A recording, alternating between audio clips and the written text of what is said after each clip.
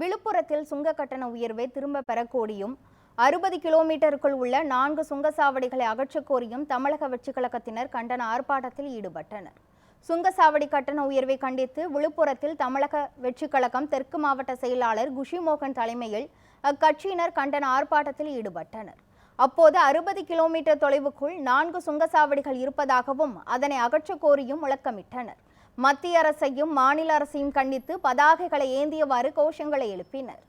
இன்னைக்கு பார்த்தீங்கன்னா விழுப்புரத்தில் மட்டும் கிட்டத்தட்ட பார்த்தீங்கன்னா விழுப்புரத்தை சுற்றி 4 முனையிலும் 4 டோல்கேட் உள்ளது. அதாவது மற்ற மாவட்டங்களில் எப்படி என்று எங்களுக்கு தெரியாது. எங்கள் விழுப்புரம் தொகுதிக்கு உட்பட்ட நிறையா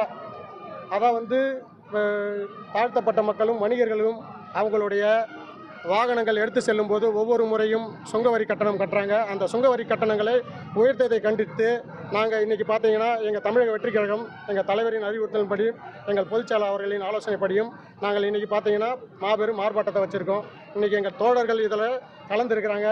எங்கள் தலைவர் சொல்கிறது போல் இதுக்கப்புறம் வருங்காலங்களில் அனைத்து விஷயங்களுக்கும் மக்களுக்கு தேவையான அடிப்படை விஷயங்களுக்கு கூட நாங்கள் ஆர்ப்பாட்டத்தையும் போராட்டத்தையும் கையில் எடுப்போம் என்று கூறிக்கொண்டு அனைவருக்கும் நன்றி கூறி விடைபெறுகிறேன். நன்றி.